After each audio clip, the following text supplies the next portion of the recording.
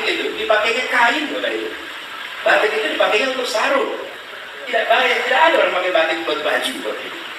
Coba ingat-ingat, tidak ada. Batik itu dipakainya untuk kain. Lalu atasnya kebaya. Itu.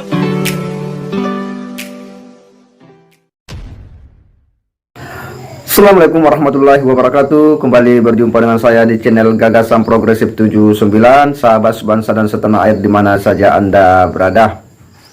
Ada potongan video yang betul-betul menyita perhatian publik ya. Kali ini Bapak Anies Baswedan ya itu membuat sebuah pernyataan, sebuah statement yang kemudian menjadi viral dan menjadi perbincangan di berbagai kalangan. Bagaimana Pak Anies Baswedan ini kemudian menyinggung soal batik ya. Sebagaimana kita ketahui ya bahwa batik ini merupakan salah satu produk ya kebudayaan masyarakat Nusantara, khususnya pada corak pakaian, dan ini adalah sebuah karya ya anak bangsa yang ini merupakan sebuah hasil ya cipta dan karsa ya para pendahulu kita, para leluhur kita yang mestinya memang harus dikembangkan, dijaga dan dilestarikan dengan seiring perkembangan zaman.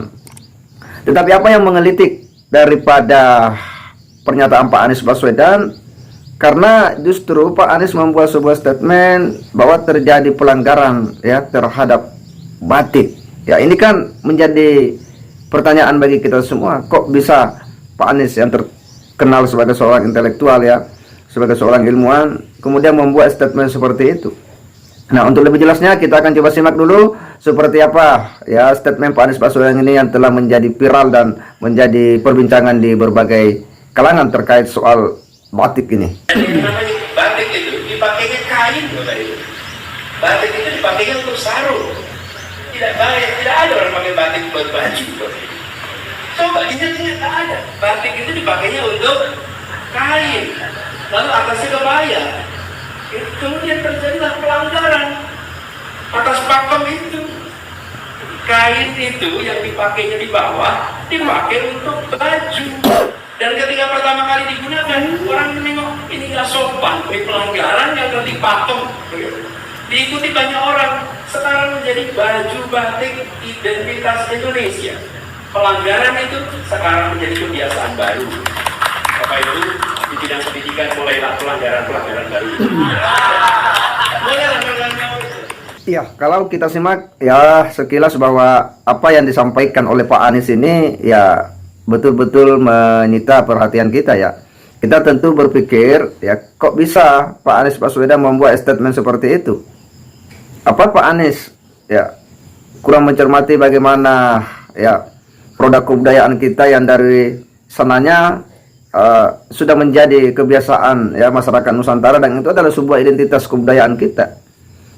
Kok bisa dia membuat statement seperti itu ya, bahwa kemudian terjadi ya pengembangan dari ya yang dulunya batik itu sebagai kain, lalu kemudian menjadi baju ya, kaos ya, yang katanya dulunya kan polos dan sebagainya, kemudian berubah menjadi batik. Saya kira itu adalah sebuah dinamika perkembangan peradaban manusia. Kan beda zaman dulu dengan zaman sekarang. Sehingga ketika terjadi penyesuaian-penyesuaian seiring dengan ya perkembangan kehidupan manusia, saya kira itu hal yang lumrah dan itu adalah bentuk kemajuan daripada peradaban itu sendiri. Pak Anies seolah ya kurang ya melihat bahwa gerak peradaban itu ya memang dari awalnya yang biasa-biasa, lalu kemudian berkembang hingga menumpukan bentuk yang paling paripurna. Dan kalau memang dulu batik itu hanyalah sebuah kain atau misalnya selendang, lalu kemudian berkembang menjadi baju ya dalam bentuk kaos, ya itu karena seiring perkembangan dan kebutuhan ya akan pakaian itu sendiri. Ya sebagaimana kita tahu ya, pakaian dari sisi nilai bisnis itu kan cukup tinggi. Nah, itu mestinya harus dilihat ya sebagai sebuah kreativitas yang bisa mempercepat ya perekonomian masyarakat kita sendiri tanpa harus merusak ya substansi daripada batik itu sendiri. Di sisi lain, ini kan mesti dibedakan ya antara batik dengan kain. Jadi batik itu kan dia itu adalah corak ya, corak atau motif ya, sementara kain itu ya kain itu bisa tidak punya corak ya, sehingga ini memang harus berbeda ya. Kain itu banyak di setiap komunitas ya, masing-masing memiliki corak tersendiri, sama halnya di kampung saya di Sulawesi Selatan ya, kainnya itu memiliki corak sesuai dengan ya kekhasan daerah masing-masing.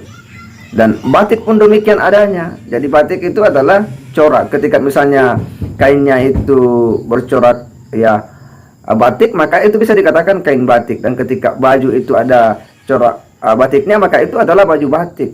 Lalu apa yang terjadi? Itu bukan sebuah pelanggaran. Kok bisa dikatakan itu sebagai sebuah pelanggaran?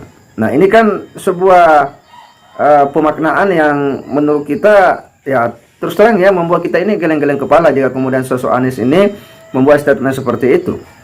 Nah, di sisi lain bahwa apa yang selama ini sering itu dikomentari terkait dengan produk-produk kebudayaan itu biasanya memang kelompok-kelompok tertentu yang cara berpikir dalam hal keagamaan itu begitu sempit dan dangkal.